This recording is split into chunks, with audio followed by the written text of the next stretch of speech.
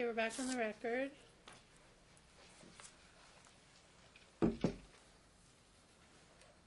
What's your next question? Court's indulgence, let me just get back to my notes.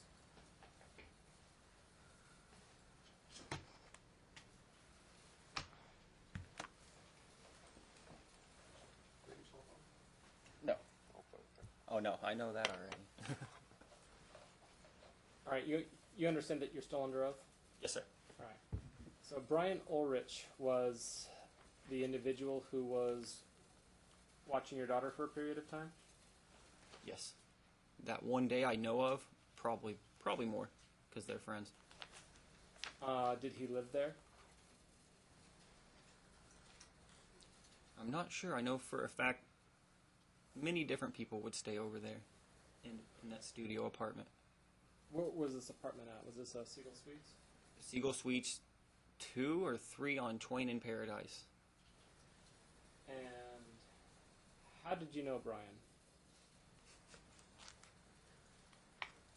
Oh, the first time I heard of him, because I asked somebody about it, I was like, hey, there's this drunk guy walking down the sidewalk with a bucket on his head, like falling into traffic. And somebody was like, that's probably Brian. That's how people know him, as like a drunk, not necessarily violent, but he does get into fights. But his thing is every day, spanging for money on the bridge, or he holds a sign that says, why lie, I just need some weed. What bridge? The Cosmopolitan Bridge linking between that, I don't know what it's called. It's like where the Walgreens is, the Taco Bell, and all that stuff right there on Las Vegas Boulevard and Harmon. Okay. The Cosmopolitan Bridge on Las Vegas Boulevard and Harmon. Yeah. He would sit closer to Cosmopolitan on the right side of the bridge, underneath the handrail, with this sign like this. And they would typically have big bottles of alcohol out there. You know, it's a tourist town. People are partying. They give them giant bottles of alcohol regularly. And that's Brian. And that's his life plan. And he was... where was the plaintiff when you went to pick up your daughter when Brian was there? She wasn't there. It was Brian and some other guy who I don't even know. And was your daughter being watched? Not when I walked up. She was freely walking out the front door of the apartment while Brian looked... He was slumped over the railing. It was like right across his chest right here, and he was slumped down. He didn't even see me walk underneath him, because he walked underneath where he was at to get to the stairs.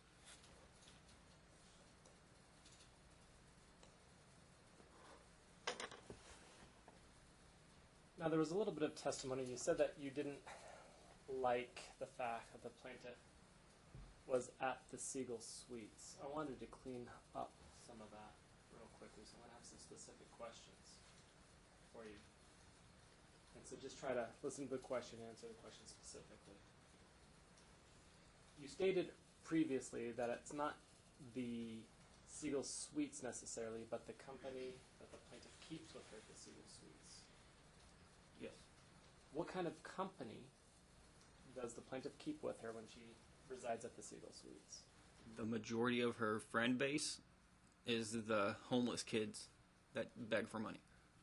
Well, yeah. And these are the people she associates while she lives there. Yeah. And you believe that these people are not safe to have around your daughter? Not at all.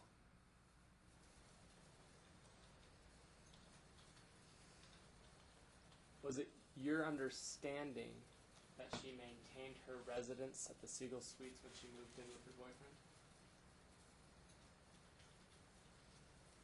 I wasn't even aware. Do you know that she resides at the Siegel Suites now? I had figured she moved, but she was lying to me when I tried to get her new address out of her and said, I'm still with Andrew, I'm at his address, that's a good address for me. Because I was trying to let her know that we were trying to send her paperwork. When was that? Not long ago at all, I would say between 1 and 2 months.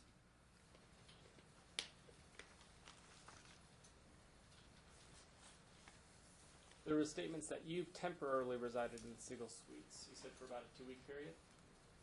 No, it was months. It was a month period during a renovation. Siegel Suites, Cambridge. Tropicana and Colville.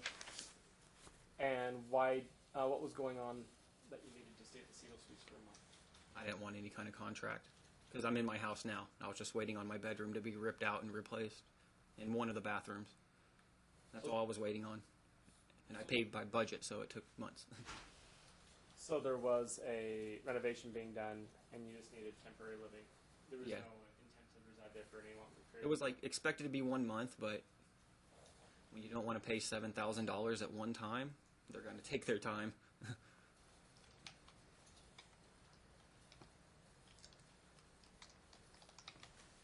Since the parties separated, were you consistent with visitation with Evelyn? Yeah, the only time I was inconsistent with picking her up was during her stay at Seagull Suites. There were some statements that you were sick for a period of time. I'll be sick my entire life. What are you sick with? COPD, pulmonary fibrosis. They thought I had emphysema from x-rays they took. They saw a bunch of clouds in my lungs, but it cleared up. It was when I had pneumonia. That's what took me into the hospital. I don't know. They said they tell me pulmonary fibrosis is a degenerative disease. There's no specific cure. There's just what do they call it? Comfort of living measures they can take. They said it doesn't stop. It just keeps going. Did they give you any bad news, like 10 years to live or anything like that? They didn't give me a time frame. They said when I looked it up, they said they were surprised it's not as bad as it should be. I guess they contributed it to the fact that I do insane amounts of cardio. I ride a bike like 20 miles every weekend. I used to ride my bike to work 19 miles every single day, 19 miles back home, because I had to make money. That's the only thing that's keeping it in check.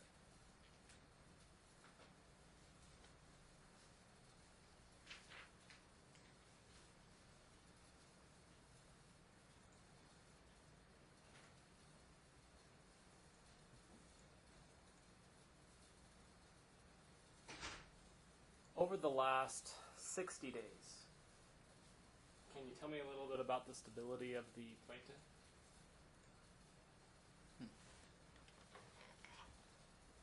Over the last 60 days. I was only assuming that she was unstable until she was lying to me. She told me that she's been at that one residence forever. Because I was trying to get a hold of her to let her know you were sending her paperwork. And When you say that one residence, what are you referring Andrew's to? house. Andrew's house, okay. Because she told me that's still her address, that's still her residence, to send all her legal documents there. And I can't say that, that's just an assumption. And any reasoning or rationale why she might be lying to you? No clue. Because I wasn't trying to get anything out of her. I was actually trying to let her know we were sending over court documents. And it's a good thing to respond to. And I was also just trying to get an address out so I knew where my daughter was when she wasn't with me. Now, there were some statements and questions that you answered. The plaintiff asked you if you treat her with respect with regards to the party's child. And you stated no. What do you mean by that? Well, she is her mother, obviously. She loves her like she's her mother. But just over the course of time, it's just been... It seems like my daughter's a weapon against me. In what way? I was never allowed to have her for more than 3 days. Like was said earlier, I got the cops called on me after we agreed to an extra day of custody. There was no way for me to see my daughter more than 3 days a week. The only reason I agreed to it at first was because I figured there wouldn't be a problem with my little girl's dad having her for an extra day or two. It's not like she's in school. She doesn't go to daycare. She's not in any kind of early learning development. Like there should have been no problem with me even being like, hey, can I keep her for an extra week? I would have let her. And you stated that she originally worked out and said yes to that extra day, then called the cops on you anyways? Yeah. I don't know if it was her talking to me or her friend, because it was a random number. It wasn't saved in my phone. But yeah, that was the conclusion we came to. She said, yeah, that's fine. Y'all will exchange Evelyn tomorrow. She'll get Evelyn tomorrow. Basically, yes, everything should have been fine. And so you have a hard time respecting her because of trust issues? Is that what it is? A little bit louder. Yes, sorry. Yes. Let's be careful with the leading. Your Honor? With the leading No, questions. I understand. I was just going to say the defendant's free to object. She's pro per. I'm saying please watch the leading questions.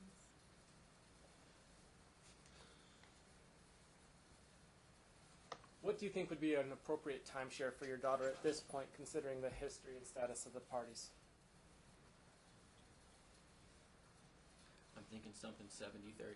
I want to get my daughter into early learning, like right now. I wanted to do it 4 months ago. I had all the resources to do it through welfare. They were going to put her in early childhood development, but that's not something I can do with handing her back and forth right now. How's she supposed to get her there? She can't. There's no reliable method of transportation for her to get my daughter to school. And this isn't even a permanent thing. I just want to get my daughter developed, and then once she's doing better, we can renegotiate. I'm not saying I want all of this until she's 18. Are you more concerned with the plaintiff's short-term instability than the long-term instability?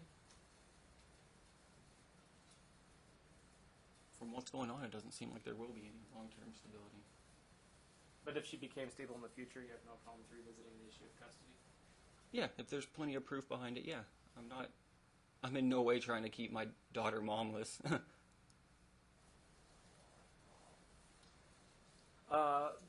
During the plaintiff's line of questioning, there was a time frame where you said that your daughter was playing in kitty litter, and that you had just come home from work. What time of day was this when you woke up?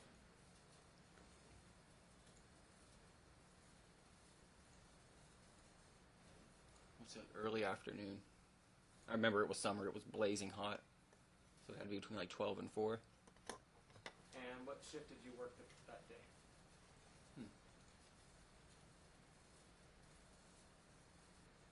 They threw me around so much at McDonald's, it is really almost impossible to tell what time I worked on what day. Was it an early morning shift?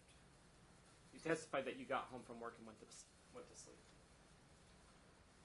Yeah, 'cause I remember I was asleep because I got and woke up out of my dead sleep and walked down the hallway and looked to my right, and that's when I saw Evelyn on the wrong side of the baby gate. It would have been one of my graveyards. It was around the time I was transitioning to the straight graveyard manager. And what shifts were the plaintiff working at that time? She worked graveyards too. Our roommate Jules Manning would sometimes watch Evelyn for us. So at this point in time, when you came home from work, between the two of you, who was supposed to be watching Evelyn? I assume she was. She was awake when I went and laid down. Nothing was said to me.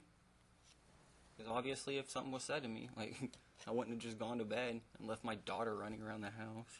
Did you guys typically talk to each other? One needed the other person to watch her? Well, yeah. Normally her schedule was straight on. She had the same hours every day. It was mine that fluctuated. That would make some problems here and there with McDonald's. So based upon how the parties had previously interacted, you were under the impression that the plaintiff was watching her? Yeah. You said she was passed out on the couch. What do you mean by that? Well, she was so dead asleep that I yelled at her like 6 times, "Hey, I thought you were watching Evelyn, this and that," and then she finally, like, jumped out of it. Was she drunk? I don't believe so.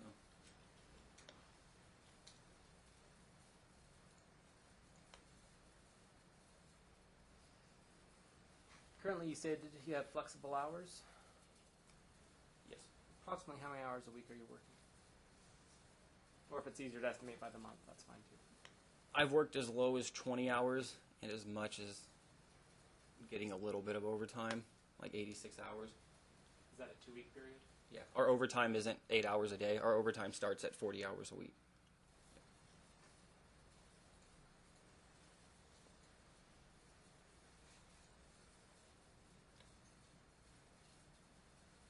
Do you own or rent your current residence? I outright own it. So you bought a house or a condo? My brother gave it to me. He just flat out gave me his old trailer. He just gave it to me. He was like, "I know you need a place to live and you have a lot going on." He just gave me a title. And you renovated it? Yeah. It was torn apart by his ex. Tell us a little bit about your girlfriend. How long have you guys been together? Almost 2 years now. And how many children do you have together? We have one 4-month-old, Zachary. And what does she do? She's a stay-at-home mom right now. She really wants to work. But she takes care of her little boy, her little girl, and then she takes care of Zach. And then when I'm at work, she'll watch Evelyn for me. And when she worked in the past, what did she do? She worked at McDonald's. She worked at Taco Bell. She was the overnight stock manager at Walmart for a number of years. And then she left that Walmart for another one, so I don't know if that would be the same job. She just transferred for the same exact thing. The Walmart job was her main employment for many years.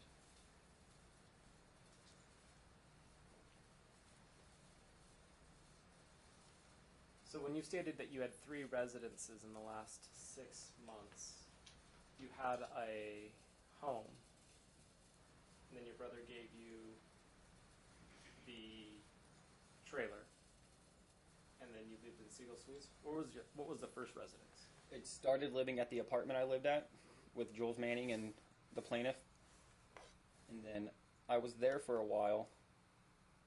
And then because I had my daughter and stuff, which is totally reasonable, he just says he wanted me to move out.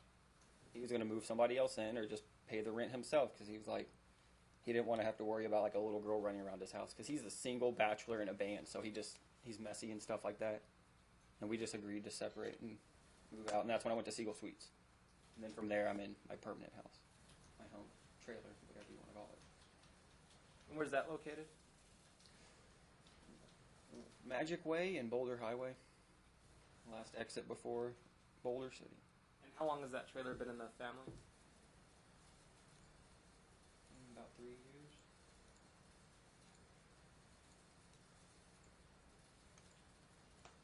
2 years. My brother was in it for 1, then it's set, and then now I'm in it.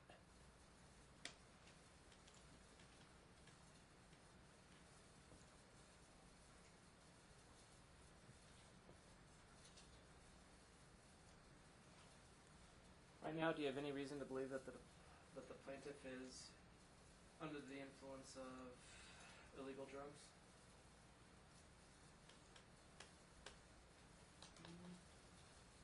I would really love to think not. And she's never really had an addiction problem with anything. That's all I can say.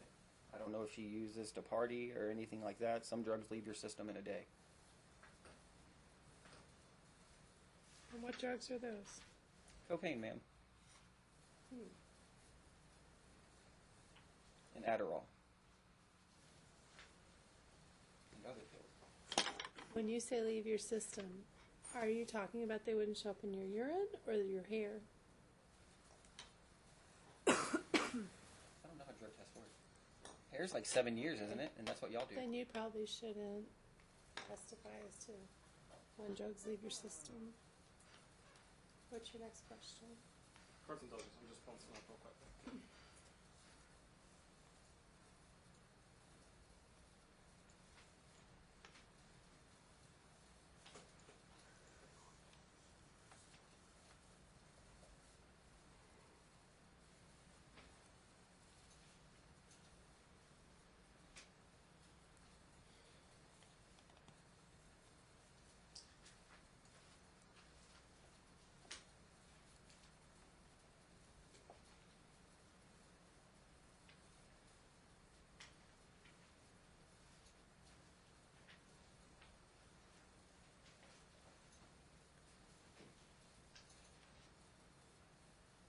How much conflict do you currently have with the plaintiff?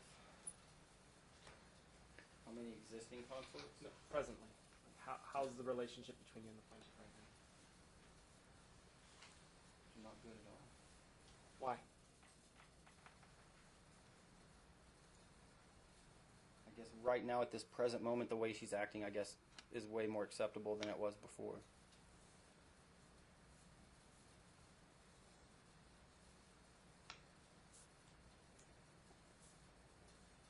have the ability to cooperate with her to meet Evelyn's needs?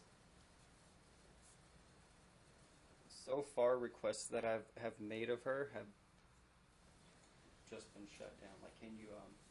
I explained to her I had my daughter on the potty at like 2 years and 4 months, and I explained to her what we were doing to get my daughter to use the bathroom. Pretty much, she couldn't talk, so every 30 minutes we would ask her, "You need to go potty, you need to go pee pee," and she would do it. She would run in there, pull her diaper off, and try to get on the toilet. But I put her little chair I have up there. I explained to the plaintiff exactly what me and my girlfriend were doing to get her to use the potty, and her response was, "It's too early for that. I'm going to wait until she can tell me she needs a potty before I train her." And then after that point, every time I sent my daughter back to her, my daughter come back, she wouldn't want to use it. Towards about the end of her week with me, she would be fine again. I send her back to her mom's.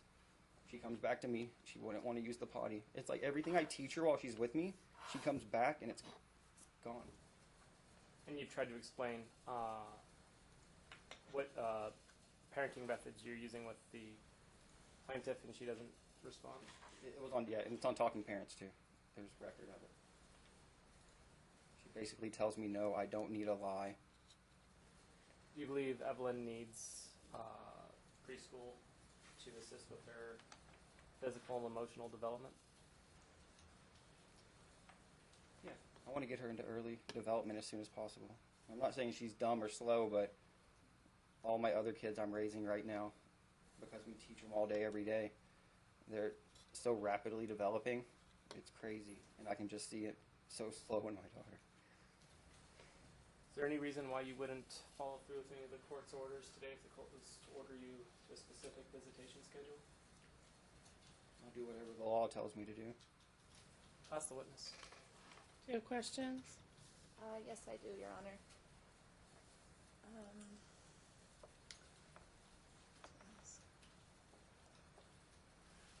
How often were you smoking marijuana when we were still together raising Evelyn? I'm going to object as to relevancy and scope. Overruled. I would smoke like other people had beers. Then I actually quit after it became legal. After what? Once they did all the legalization of it and stuff, that's around the time I said I don't want to touch anything anymore. I don't drink, I don't smoke cigarettes, I don't touch marijuana. I don't let people in my house with it. I don't. Okay, what's your next question? In the past, how often were you smoking marijuana in the same household as our child? I would leave. Walk down the street.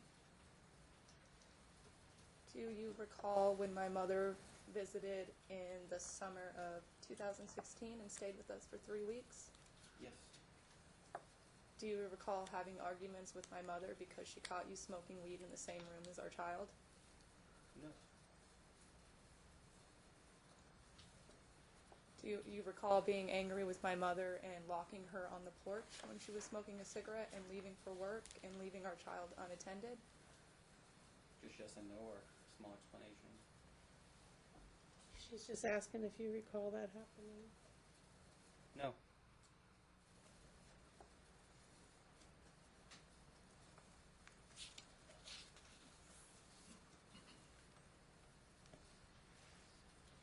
And can you tell me why you had a gun holstered to your hip when I picked up Evelyn on September 23rd, right after the parental alienation? What year? 17? Yes, 2017. Ever since I got attacked, and then there was another incident totally unrelated to this where I got attacked, I went out and bought a small 9mm CM9 firearm. I made sure I was able to carry it. I talked to multiple police. I was 100% legally open carrying a gun. There's no reason that should be brought up. Can you understand why I lied about where I was living because I was scared that you had a gun holstered on your hip? Objection, speculation. Sustained. What's your next question?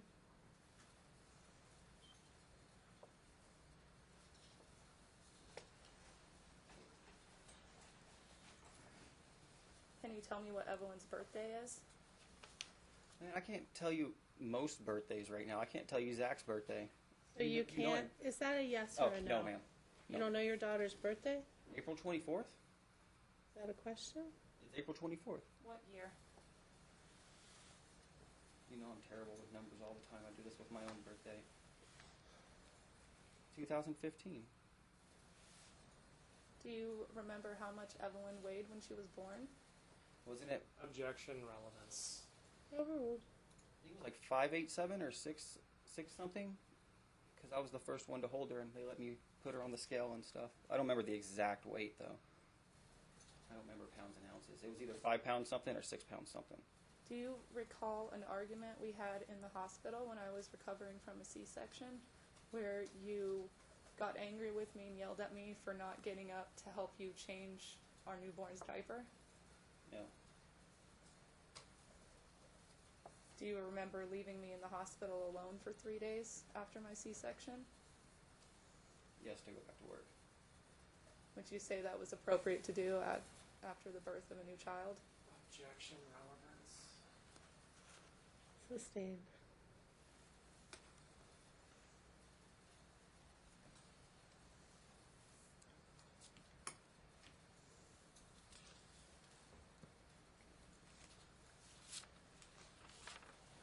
Previously, you said all of my belongings were in the living room on the night I was arrested for DV. Do you, so none of my clothes or anything were filled in the closet in the bedroom? The closet wasn't. There were clothes in the closet, but you never once went to the closet. That wasn't your intentions for being in my bedroom. You were waiting on. Okay, just listen Yes, to her sir. question, okay? Okay, yes. So yes, she had clothes in the bedroom? Yes, in the closet, Okay, yes. what's your next question? Do you think it was appropriate to bring your new girlfriend into a home we were still sharing with our child after so recently breaking up?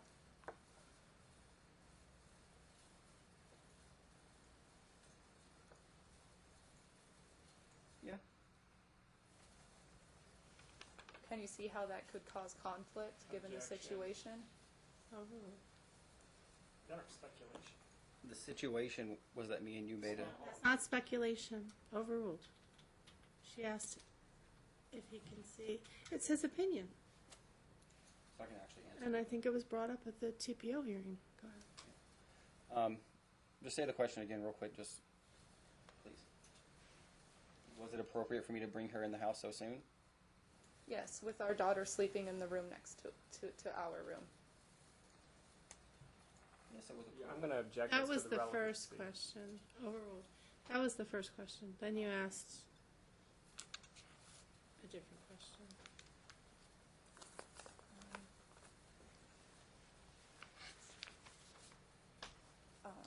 Can you see how bringing a new girlfriend over into a house that we shared with our child still could cause conflict? With the arrangement we made, you weren't supposed to be back for several days. So no, there was no conflict to be found in that situation.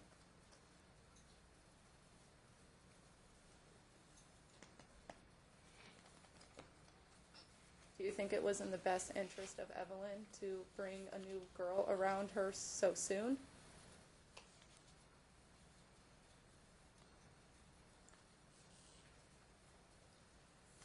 See, that's like a kind of a trick question. I didn't bring the girl around Evelyn. You claimed I was going to be gone for days, so Evelyn would have woken up eventually, so she would still be there, correct? No, I didn't keep her around me 24/7. She would go home. She would have went home that night if that didn't happen.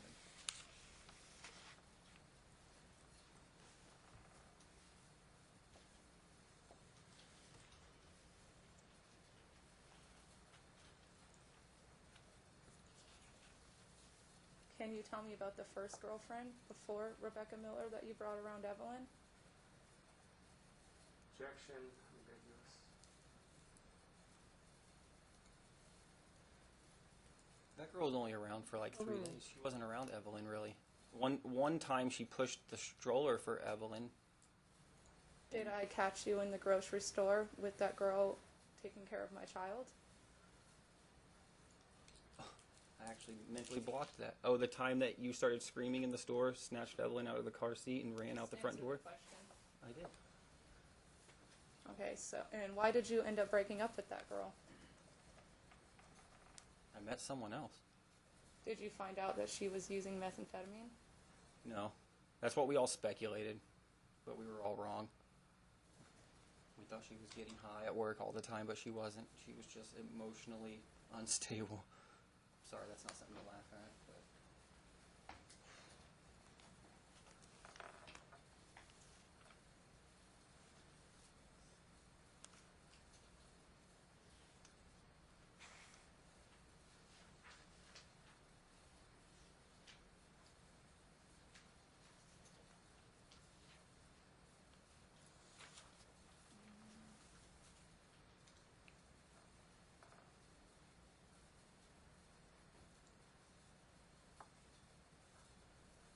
I guess I have no further questions. I can't think of any. Anything else? Yeah, so there was a situation where you were in the store and you were stating that the plaintiff grabbed your daughter and ran out of it. What happened? I really mentally blocked that out, I guess, because I forgot about that whole incident, and now it's just bugging the crap out of me. Wow. So, that's when I was working straight graveyards. The girl I met, her name was Jade. She worked graveyards with me, so we hung out one day after work. As I said before, it's pretty apparent she hates every girl I'll ever be with. We were just walking through Smith's or Albertsons, grabbing some food to go home, and out of nowhere, I hear screams. Nothing's going on. We're just walking down an aisle. She's pushing the cart. She's not touching my daughter or mothering her. And out of nowhere comes the plaintiff, screaming and yelling with her friend. Her name's Joy. And they come over there, and she like violently tries to yank her out at first, but she's strapped in. So then she like fumbles with the straps a bunch, rips the straps off, and just runs off with my daughter and says she's taking her away. So I get back home quick because I live next to the Smiths, and I find her packing all my daughter's stuff, everything, and she says, "I'm going to live with Joy and I'm taking Evelyn." And I'm not a confrontational person, so I was just going to let it happen.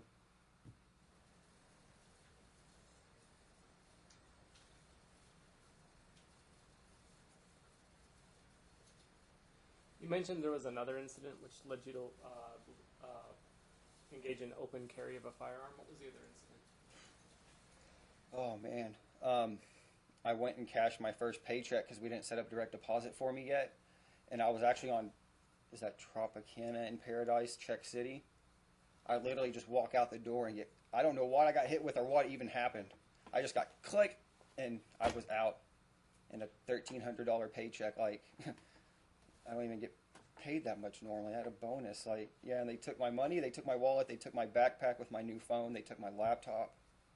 So you got robbed. Yeah, I got robbed. I got mugged. And that's when I went out and bought the gun from a friend of mine for $200.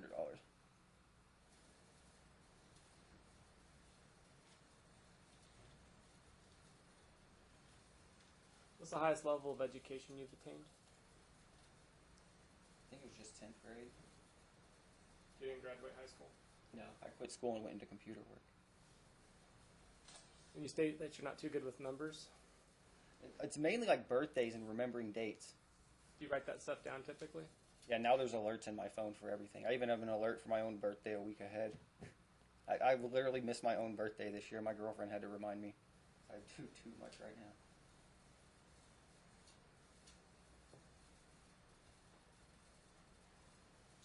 No further questions. I have a question. So, a lot of this case is really hinging on that domestic violence incident.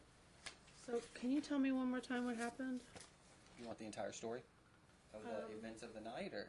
Well, yeah, I want to know what happened. Okay, well. You described earlier. Okay, so she went out and we used to make agreements to where she would be gone for a few days because she had a boyfriend who played poker. He was a professional poker player named Charles, I think, or something.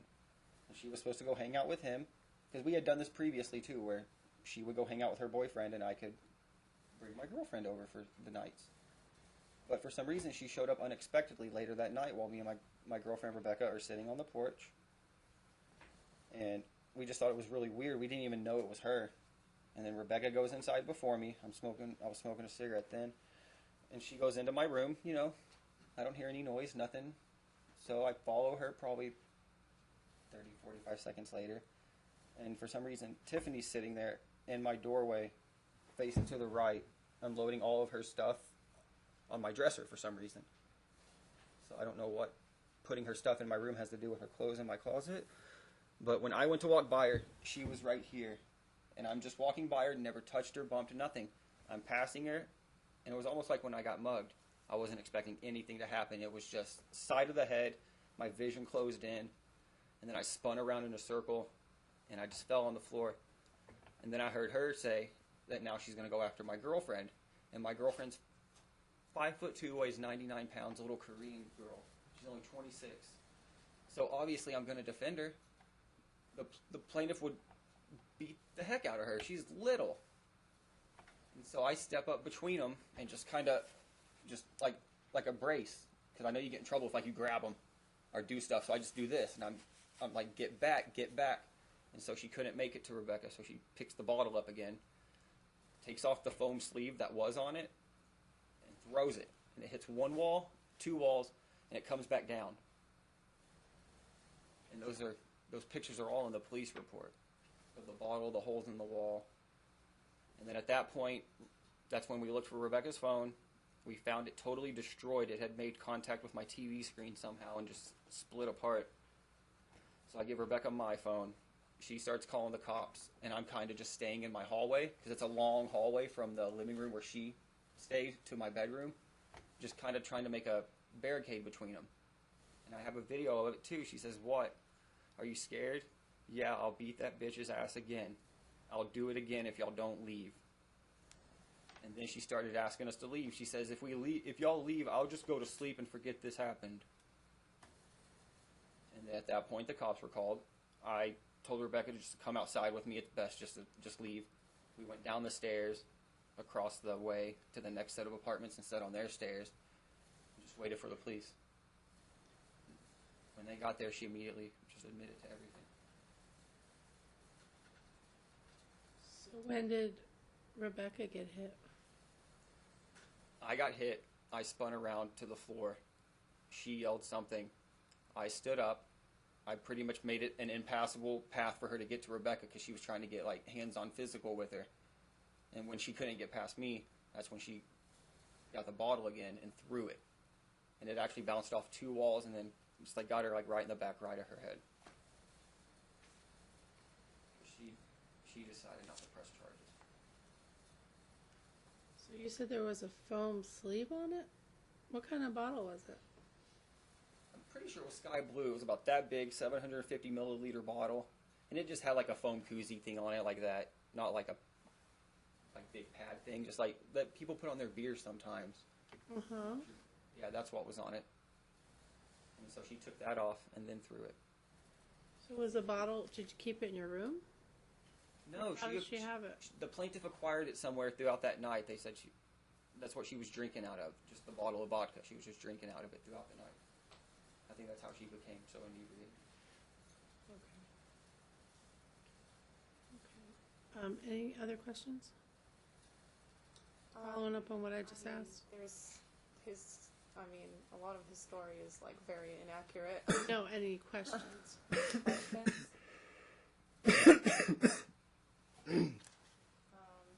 Yes.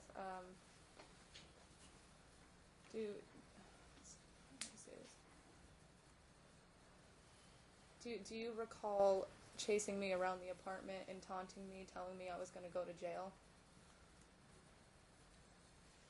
My exact wording was, "No, we're not going to leave. What do you think? You're just going to get away with this? We already called the cops. You're not going to sleep here. You're going to jail tonight." And that's what I told you. Because you told us if we left, you would just go to bed and forget about it. No. I didn't follow you around the apartment taunting you. They could even... Never mind, that's... Anything else?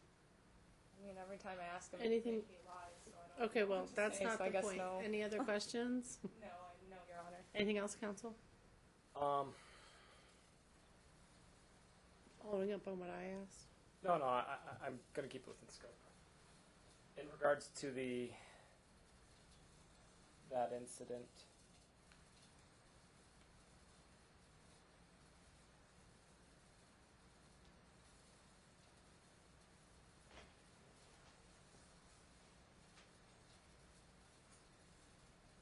Did you, other than being checked out by the paramedics, did you go to the doctor's office or the hospital or anything like that afterwards? No, the paramedic said because they couldn't see the bump through my head, they pretty much talked me out of it. And when your adrenaline's pumping, you really don't feel nothing. Did anything happen to you the next day? Yeah, that's when my headache started, and I have a pressure right here, but I mean, I really should have went to the doctors and got checked out. No further questions. Okay, you can have a seat, thanks. All right, do you have any other witnesses? No, Your Honor. All right. So, ma'am, I'm going to ask you the same thing. So if you can come back up to the witness stand for a second, please.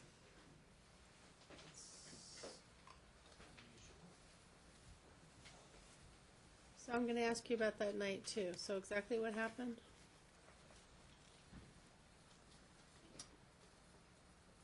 I went out with my best friend downtown to go to a concert at the bunkhouse in like the arts district.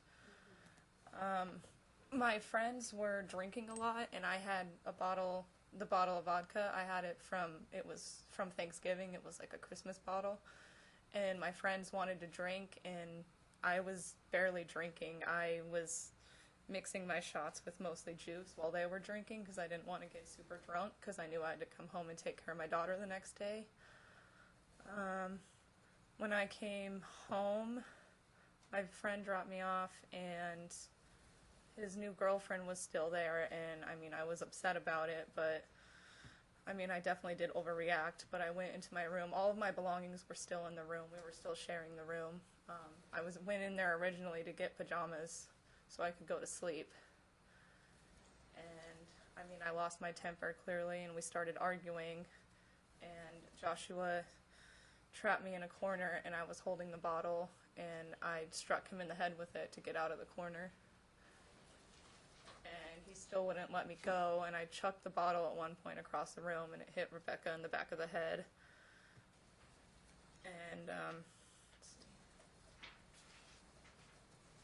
after I had struck Josh in the side of the head with the bottle, he turned around to his girlfriend and he said, "There, I have marks on me, call the cops."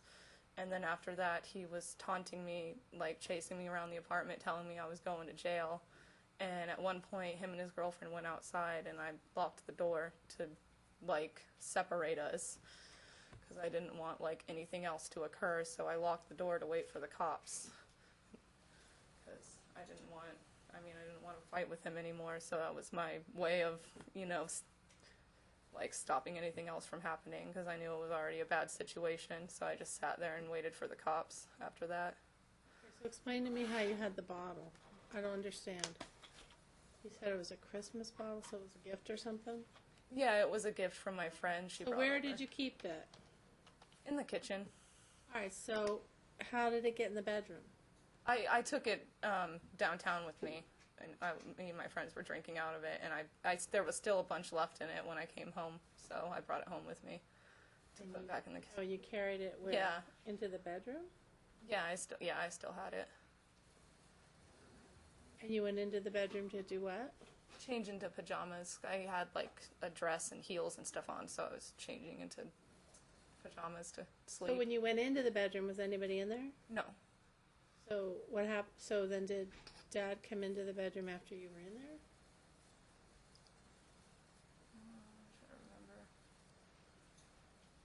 Yeah, him and his girlfriend came in there when I was in there looking for pajamas. We had a walk-in closet. I was in the walk-in closet looking for pajamas to wear.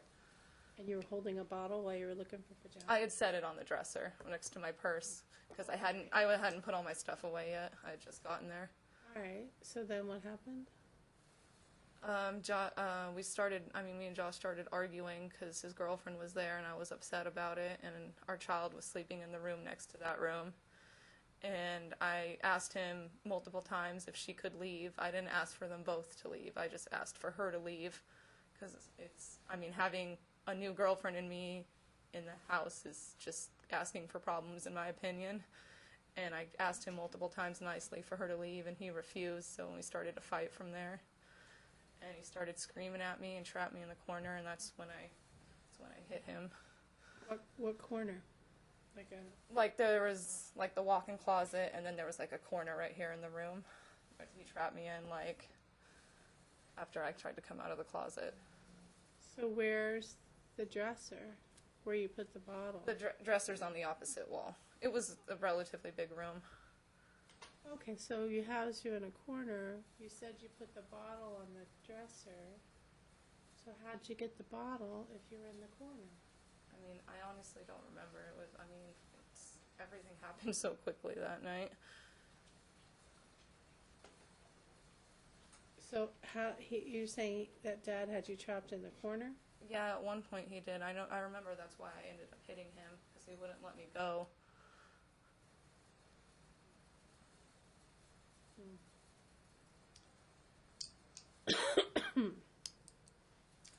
All right.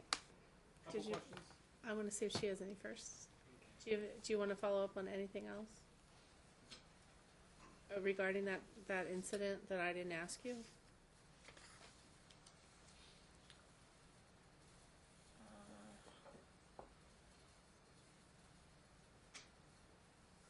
No, I can't think of anything. Okay, go ahead.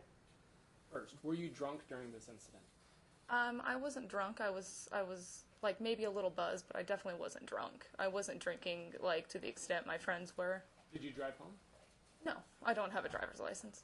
How did you get home? My friend drove me home. The one friend that wasn't drinking, she was the designated driver. You had a designated driver Yes. that night. And you were driven home and you had the bottle of vodka in the car with you. Yes. I mean, I was in the trunk. It wasn't like up front, but yes. And it had a cozy on it? It had a Christmas sweater on it, yes. Okay. And you said you went into the bedroom. Where is the dresser in relation to the closet? The dresser is immediately to the right when you walk into the room. So you walk into the room, the dresser's to the right. Where's the closet? The closet is right after the bathroom door to the left. Okay, so the closet's right to your the dresser's to the immediate right. You have to pass the bathroom door, and then you go to the left, and then there's the walk-in closet. Yes. And you put the vodka bottle on the dresser. From what I remember, yes. And then you don't remember how you got it back into your hand, but you hit the defendant. I mean, there was a struggle between us. Like, I was, I tried to walk out of the room and we were arguing. He grabbed me and, it's not that much space. I mean, I'm sure I must have, like, reached and grabbed it like it was within arm's reach. So you weren't drunk, and you decided to grab a bottle with the intent to hit the defendant. I didn't intend to hit him initially, but he wouldn't let me go. So I was holding the bottle like this, and I asked, telling him to let me go, So and you were threatening he him with the refused. Well, You held it up like this. You're holding your hand up. So I'm assuming you're holding the bottle in your hand. yes. So you threatened to hit him with the bottle, and then you hit him with the bottle? Yeah, he would not let me go, and I was scared. And then, if you were scared, how did his girlfriend end up getting hit in the back of the head with the bottle? Because I threw it across the room. Towards her? Towards her? No, I just threw it at the wall. But somehow it I was was close enough mad. to her that it hit her in the head? Yeah, apparently. No further questions. Did you want to say anything else, ma'am?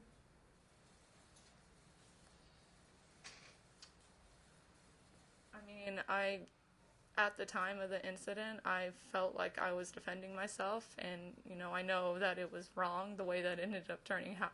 I didn't really go home with the intention of hurting anybody. Like, I mean, I made a mistake. There's nothing I can really do about it now, but, I mean, I've completed my probation. I paid all my fines. Like, I've done everything asked of me.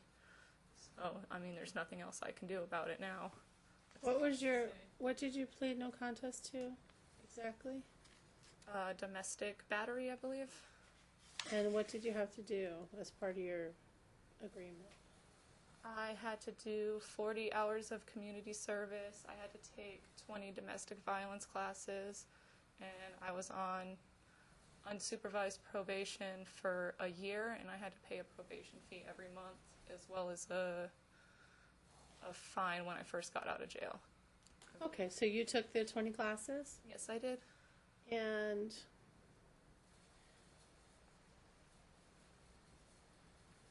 was that your only arrest for domestic battery? Yes.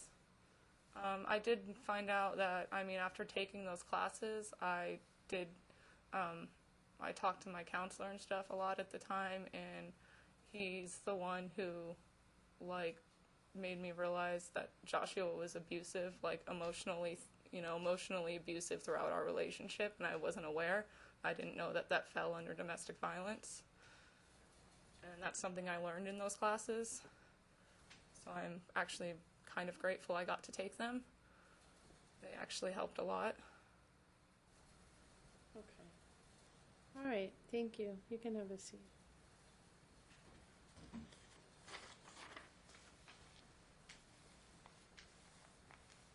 So this is the time for closing arguments. So basically, ma'am, you're going to tell me exactly what you want me to order today. Okay? I'm perfectly fine with having, 50-50 joint and legal custody with the defendant. I really want us to both equally be involved in our child's life. I want us to both, be around and be there for her. I think that would be in the best interest of Evelyn. Yeah. That's So you want joint legal and joint physical custody? 50-50. Okay. Did you want to say anything else? I know I haven't always been a perfect mother, but I don't think any parent is actually perfect. I know I've made mistakes, but I know that I'm a good mother, and I want what's best for her. Okay. Thank you. Counsel? The court's line of questioning is accurate, and it's a little showing. The court knows that there is a presumption against joint physical custody when one of the parties has engaged in an act of domestic violence, which has been established by clear and convincing evidence. In this case, that's more than been satisfied by not only the plaintiff's no contest plea in the criminal case, but her direct statements before the court, Your Honor.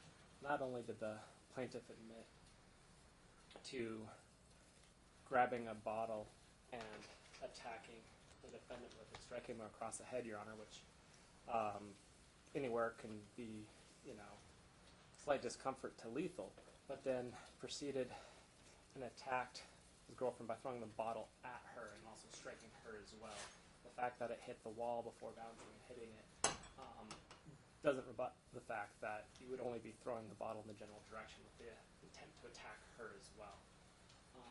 The parties gave statements and testimony that he expected to have the house themselves. This was a prior arrangement that they had, despite having broken up, that they would do it, that they would each have times with their significant others while living together.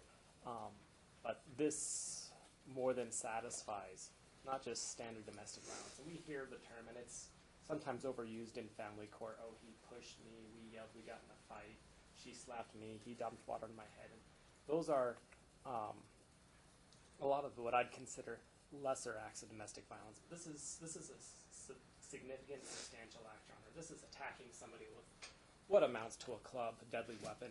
She hit him in the side of the head. He still has some issues with it, though based upon his testimony, it's mainly occasional headaches. But the level of violence to do this, not only did the plaintiff say that she wasn't drunk when she did this, but this was over a period of time. And based upon her story, there was some premeditation to it, as the defendant testified. He was walking into the room when she struck him. And the plaintiff's testimony of, I really don't know how I got to the bottle. She testified that the bottle was on a different side of the room when she walked in.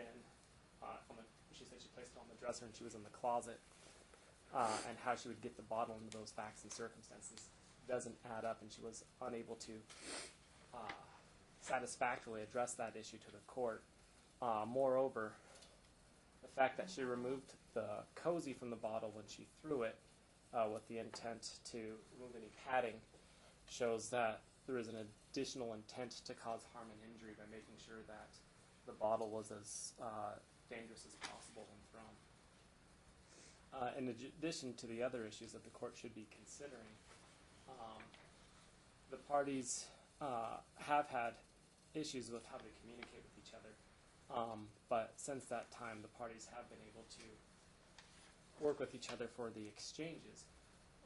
But the biggest issue at this point, Your Honor, is the history of domestic violence and the level of conflict between the parents that has arisen because of the plaintiff's actions. Based upon that, the plaintiff is asking for primary physical custody. We do believe that the plaintiff can maintain a relationship with the minor child. What we would propose is mom having visitation on 2 days a week. I believe she testified she worked Saturday, Sunday, Monday, Tuesday. So if she had visitation on a Wednesday, Thursday schedule, would probably be the best. As to overnights, because the plaintiff has completed her domestic violence classes, at this time we believe the overnights are probably appropriate, though we would believe that if there's any future issues of domestic violence, that overnight visitation be suspended based upon any future arrests. At this time, because it is unknown what the plaintiff's income is, as she's unemployed for at least another week or two, she testified. Child support should be revisited by the plaintiff submitting financial documentation as to her hourly rate. I believe she testified it was approximately going to be $15 an hour and 30 hours a week, which, if I do rough math in my head, is approximately $2,800 a month. And the court can either estimate that, and if it's more than 20% difference from what's being anticipated, without the need of a motion, if the plaintiff just wants to submit financials, the court can review that, and child support should be set at the appropriate amount. Other than that, holiday visitation, the defendant would agree to abide by the standard default holiday visitation plan by the court, where the parties alternate the holidays, even years, odd years, and have the receiving party pick up for visitation. Due to the history of domestic violence, it is also appropriate for the parties to have exchanges at a third-party location. I think that covers everything. You okay? I hate talking about this stuff. I try not to remember. Okay. Just getting a few things together. Hold on a second. When you don't have a paper file, you have to get a few things printed, I think.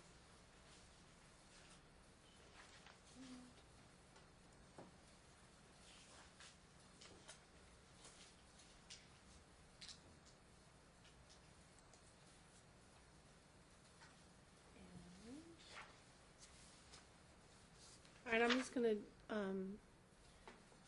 go through a chronology of a few things, and then I'll tell you my findings and what we're going to do.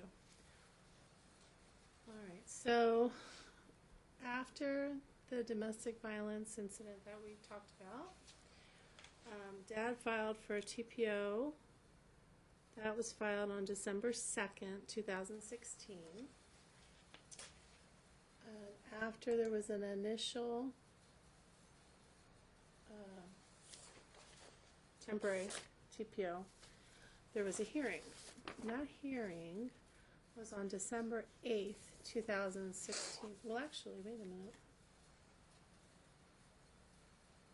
Okay, yeah, sorry. That was very quick. It was on December 8th, 2016. And that was in front of Hearing Master Maston. So at that point in time, the hearing master denied the extension. And so I was interested in that, and I asked my law clerk to watch the hearing. and let me know what the hearing master's thoughts were. So she sent me the quote. So the hearing master at that extension hearing said, "I did not hear the power and control that comes with the relationship characterized by domestic violence. This is situational domestic violence, incidental violence. There are criminal consequences that the adverse party is going to have to answer and suffer, so it is not that it will be without repercussion. I don't think there should be the additional threat of ongoing consequences from this court." So, as I stated, I asked my law clerk to do that as we were sitting here, and I'll tell you why. I have some issues with Dad's credibility, and I've listened to Mom, and I believe that Mom's been credible. Dad, I'm not sure I really, no one's denying that he got hit with the bottle, which is wrong. And those consequences were borne in the criminal case by Mom. However, looking at the history of this and where we were right up until the time before we set the evidentiary hearing, it's almost like Dad is now using this one incident of domestic violence as a gotcha situation where everything was fine. In fact, Mom is the one who filed this case. Dad never filed anything. Mom filed a motion. Dad never filed an opposition. The court had to tell Dad to file an answer to the complaint, so there wasn't a default situation. I just don't believe that hinging Dad's request for primary custody on this domestic violence is appropriate. So again, I'll go through the factors. I'm going to go through the whole thing. Let me just get everything in front of me. So again, the testimony was after that incident where Dad got hit with the bottle.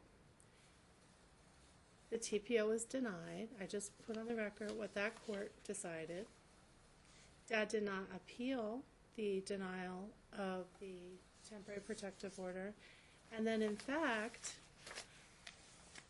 what Dad's testimony was that even after that incident, that Mom had the majority of the time with the child.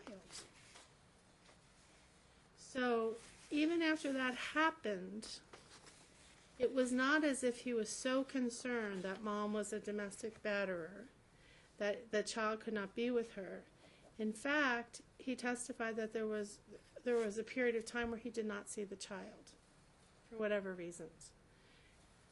Then what happened is Dad went and he testified that the child was being watched by somebody. I think they called him Bear.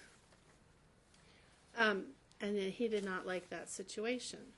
However, Dad's response to that situation was not to file a case with the court, wasn't to file any kind of request for immediate orders or emergency orders. He didn't call Child Protective Services. He didn't call the police. He withheld the child. And as we discussed when we were here last time, that's not the appropriate way to handle these situations. And I would note, it wasn't that Mom herself was the issue. He didn't like who the babysitter was. He thought the babysitter wasn't watching their child. I would note your child wasn't harmed, and she was fine, and she went with Dad. So Dad decided to keep the child, and Mom had to file here, and we came and I listened to everything, and I knew about the domestic violence. And after listening to both of you, I issued the order for temporary joint custody. Then you went to mediation, and we all thought you had an agreement, but you didn't. And Dad had a right to come to court to prove his case for his request for primary. So now I'm going to go through the factors. Okay. Let me just get these.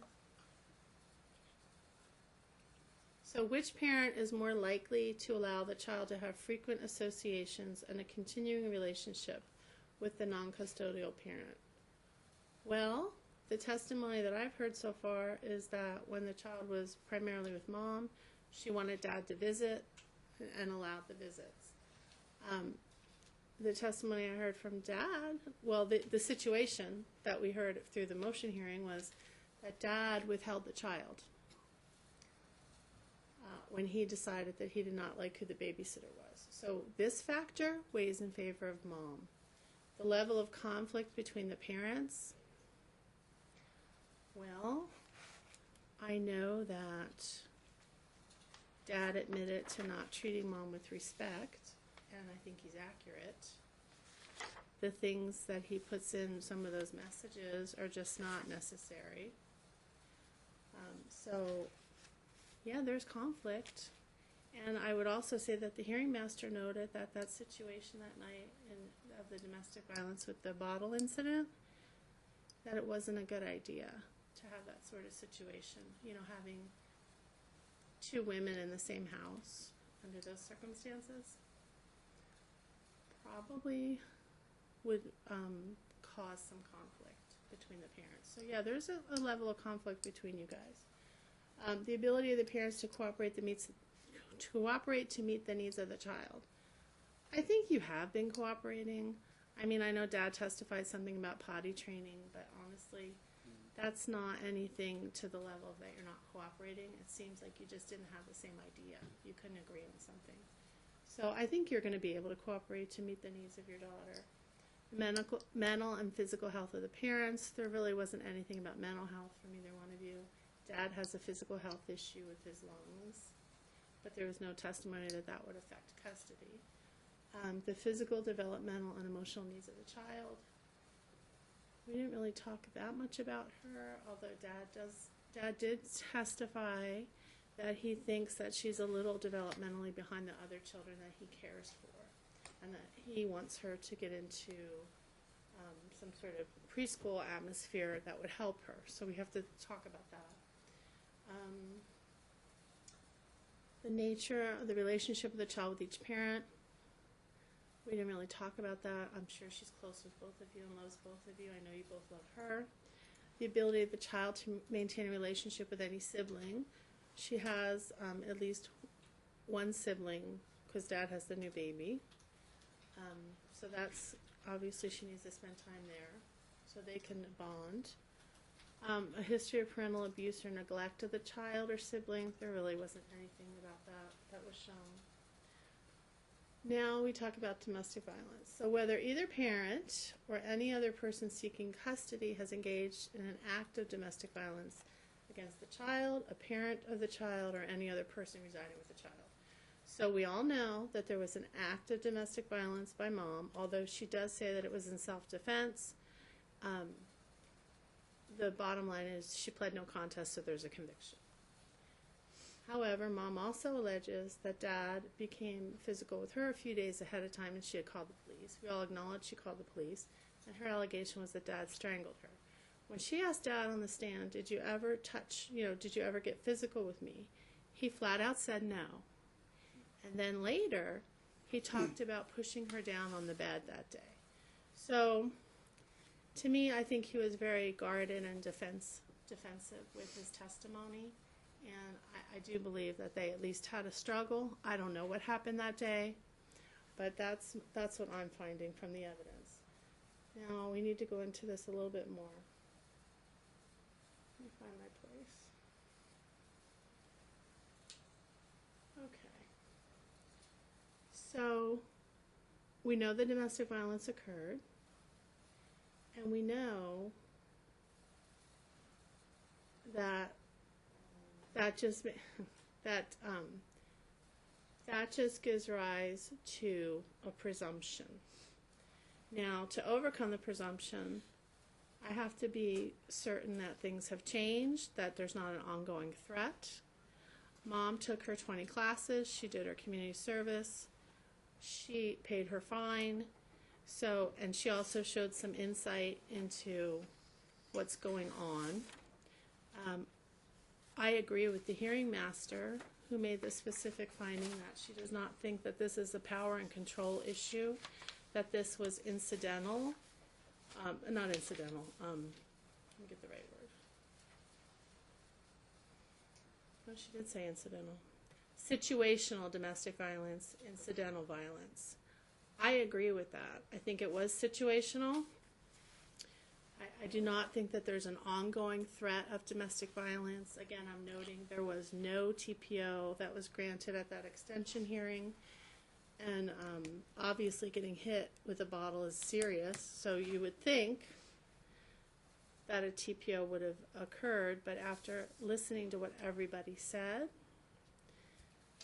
and the situation, I understand why the TPO was not granted.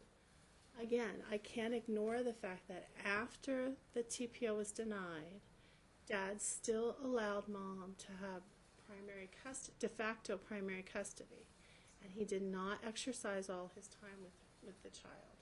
And then again, I think Dad overreacted and took the law into his own hands when he decided that Mom was not getting that child back after having the problem with the babysitter.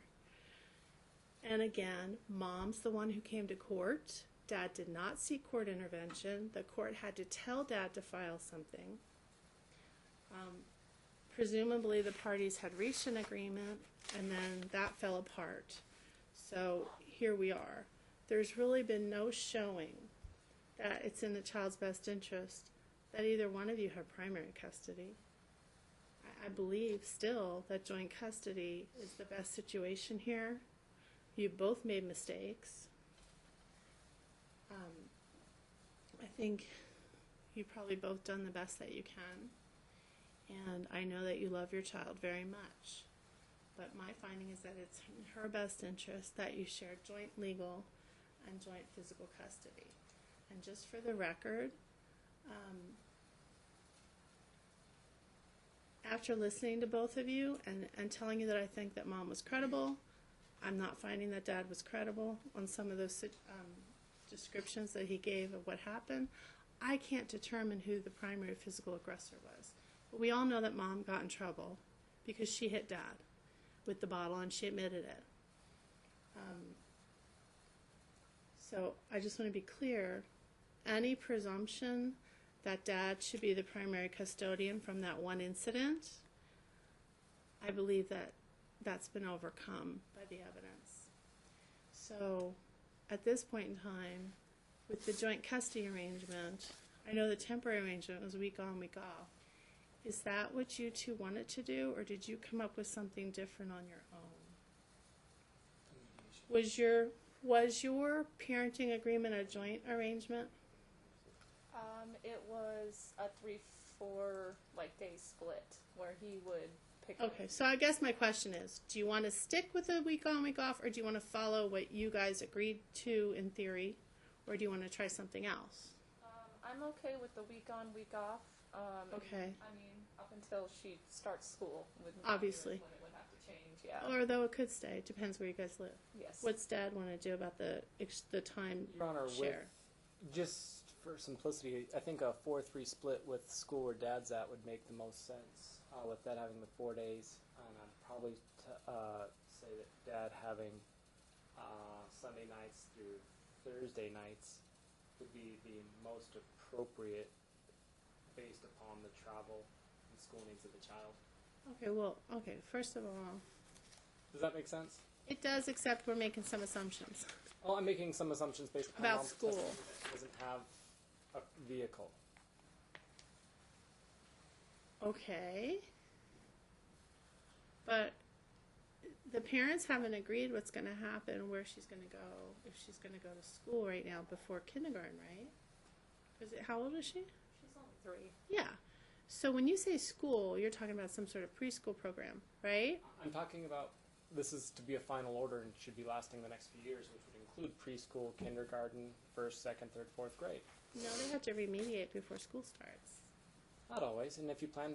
I'm ordering that they're going to remediate before school starts. I can't tell you what's going to happen. Plus, they both moved quite a bit. I didn't make a I forgot to talk about that. You know, Dad talks about Mom moving around. You know, you're both young. You know, neither one of you are independently wealthy. You have to move around. You have to work. I mean, these are the years that, you know, you do the best you can to get yourself stable. So, you know, that really wasn't a factor between the two of you. That's not something I would hold against anybody. You know, moving around or living at the Siegel Suites, if that's where you have to live right now, you know, until you can get something on your own, or you know, that's not easy to buy a house. It's a big deal. So my point is, I don't know where they're going to be in a few years. I don't know what's going to happen. So this order is really just for now. So I'm not making any school determination. And we all know if you don't agree on school, then the Supreme Court has recently told us that you're supposed to have an evidentiary hearing, unless, of course, my position is unless the parties waive it. But I'm sorry for that just decision, saying. Your Honor. Can I just say I'm sorry for that decision? What? So, I mean, there's a lot more factors we have to look at if you guys don't agree. But the first step is you have to talk to each other and agree. And I would just hope that for your daughter, that you would try to be a little kinder to each other and how you talk to each other, and because you have years to go. She's so young, you know. You have this wonderful child together, and I just hope that you'll be able to cooperate a little better in the future. I know there's been a lot of hard feelings. There's a lot of things that have happened, but again, you're young. She's very young. I think things are going to get a lot better between you. At least that's my hope. So school, did Dad give Mom the information about that early, was it early childhood intervention program? Is that through the school district? It's like if you're on welfare through the state, you get hooked up with those programs. But it's through the school district, right? I'm not exactly sure who it's through. I can't remember the exact name. It's like early childhood development. Did you give Mom the info? Yeah, I told her what it all was, and once I got more info, I would let her know. Do you have anything in writing? Did they give you? No, just the stuff online. He didn't give me any information on the program when I asked. All right. So has she been evaluated or anything yet? Or Evaluated? Oh yeah, when you take her in. And yeah, they you say take what her they in. think. I think they do some testing and see if she needs like extra help. Have you even done that yet? Well, I let her know what I was planning on beforehand, and she just kind of like shut it down. So. Okay, so you guys really need to talk about it. I didn't follow up on it. Okay. So what do you think about the timeshare they talked about? What was the timeshare again? You said I said a Sunday evening. Oh wait, your days off are going to be Wednesday, Thursday, and Friday. Didn't you guys work out a plan? Do you tend to work weekends? Huh? Do you work weekends or not? No. I can leave work any. No. Oh yeah, no, I don't work weekends. Okay, so if her days off are Wednesday, Thursday, Friday, I say Wednesday, Thursday, Friday, Mom, Saturday through Tuesday, Dad. Because But my question is this. I'd maximize the time. Didn't you guys have a full agreement prior to? Mediation one or I thought you did. We did. the mediation So is agreement? that not going Copy to of it, work? too. I mean, I guess the reason I'm asking, I know technically we're not supposed to talk about what happened in mediation, but I mean I've made a decision. But my point is, if you guys spent all that time and it works for your schedules, The work schedule's changed since then. oh, they've changed since She's then. changed jobs oh. just recently. That's how I'm not. That's why I asked what her Oh, new okay. Yeah, all I right. schedule's changed going to That be. was my thinking. Yeah. So So- Mom's days off being Wednesday, Thursday, Friday. Was it Wednesday, Thursday, Friday? Correct. Yes. That makes sense to maximize parent time. And you're always but you're never gonna have a full weekend. Do you guys ever have weekends off? She's working weekends. He has weekends off.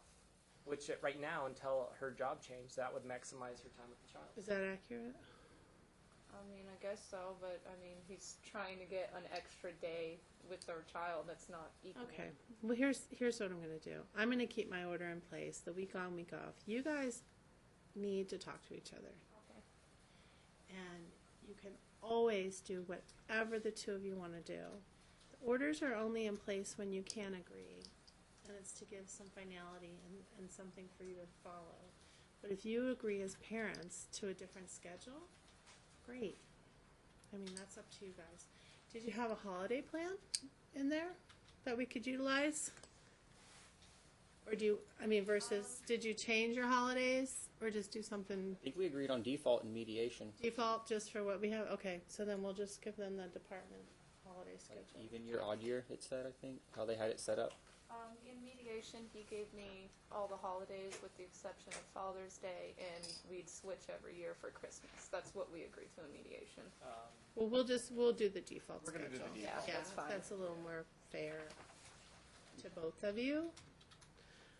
All right. So child support, we do need to get an updated FDF. When was Dad's updated? Recently? Less than a week ago, I believe. Oh, okay, great. Your Honor, we're going to need a few pay stubs if you want to set it for like Yeah. probably an 8-week status check for mom's financials. That's fine. So would you give her a FDF to fill out? And what's our return date? August 21st at 11. Okay. So, ma'am, you need to get your FDF filed. So, let's see. When did you start your new job? I start next week. Oh, you start next week. Yeah, I can't start till I get my new birth certificate in the mail. So, how many pay stubs? Do you get paid every other week or every week? I believe it's every 2 weeks. So, when do you want to set a deadline for her to submit the pay stubs? Like, how? Like Is that enough? 8 weeks would barely give us 3 stubs, Your Honor. So, Is that enough? 3 stubs should be enough. Okay. I mean, that's what the court typically requires. I mean, I'd love to have 6 months, Your Honor, but So, we have 2 ways of doing it. She can file the FDF and then supplement with the I pay don't stubs, need to- or do it all together. do it all together. I don't want anyone to do extra work. So, how much time do you need before the hearing? A week? 2 weeks? Plenty. A week's plenty. What's For the just week? financial stuff, a week's plenty of time. What's a week before we come back? 8/14. So, August 14th. Do you need a pen? Did you lose? Yeah. We're coming back on the 21st. Yeah, I think it's okay. I'm sorry? He's going to write me something Okay, anyway. so August 14th. Well, why don't you let her write it, though? Please, because I'm going to tell her a couple things. Thank you for your help. Okay. So August 14th, you have to have your financial disclosure form filed. And as many pay stubs as it'll probably be approximately 3.